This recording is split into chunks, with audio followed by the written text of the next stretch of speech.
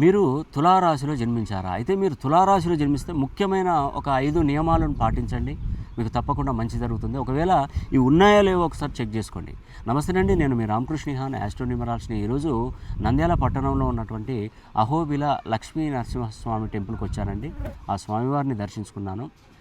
నవ నారసింహ టెంపుల్లలో ఒకటైనటువంటి అహోబిల క్షేత్రానికి రావడం, ఆ స్వామివారిని దర్శించుకోవడం నాకెంతో సంతోషం అండి. ముఖ్యంగా తులారాశిలో జన్మించినటువంటి వారికి కొన్ని నియమాలు చెప్తాను చూడండి. ఇంటికి ప్రథమ సంతానం కానీ, తృతీయ సంతానం కానీ ఉండకూడదు. మీరు తులారాశిలో జన్మిస్తే 1, 10, 19, 28వ తేదీల్లో కానీ, 3, 12, 21, 30వ తేదీల్లో కానీ జన్మించరాదు. మీరు తులారాశిలో జన్మిస్తే తూర్పు దిక్కున నివాసం ఉండరాదు. తులారాశిలో జన్మించినటువంటి వారు ఏ అనే అక్షరము, ఎస్ అనే అక్షరము, ఎల్ అనే అక్షరము, జి అనే అక్షరము, సి అనే అక్షరంతో పేరు మొదలు కాకూడదు. అందులో భాగంగా తులారాశి వారికి ఇప్పుడు రేపు అంటే జూన్ 2వ తారీఖున గురువు స్థాన మార్పు చేస్తున్నాడు. అంటే కర్మస్థానంలోకి వస్తున్నాడు, దశమ స్థానంలోకి రాబోతున్నాడు. ఆల్రెడీ 6వ స్థానంలో శనీశ్వరుడు ఉన్నాడు మీకు. అవి మొత్తం కలిపి కొంత 7 నెలల కాలం పాటు మాత్రం కొంత నష్టాన్ని చవిచూసే అవకాశాలు ఉంటాయి. ప్రతి సమస్యకు పరిష్కారం ఉంటుందండి. పరిష్కారం లేకుండా ఏది ఉండదు.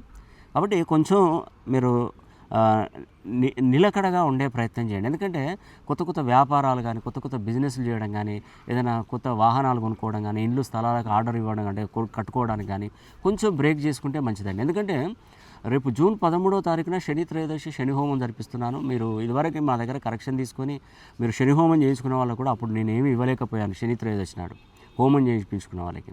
కానీ ఇప్పుడు ఒక అజ్ఞాత వ్యక్తి మనకు సుమారుగా ఒక కుటుంబానికి 50,000 విలువైనటువంటి పూజా వస్తువులను మీకు అందజేస్తున్నాడు. కాబట్టి తప్పకుండా ఈ యొక్క శని హోమం జరిపించుకొని ఆ లక్ష్మీ నరసింహస్వామి యొక్క అనుగ్రహం తప్పకుండా పొందాలని కూడా మనసా వాచా కర్మేణ కోరుకుంటూ సెలవు తీసుకుంటున్నాను. సర్వే జన సుఖినో భవంతు.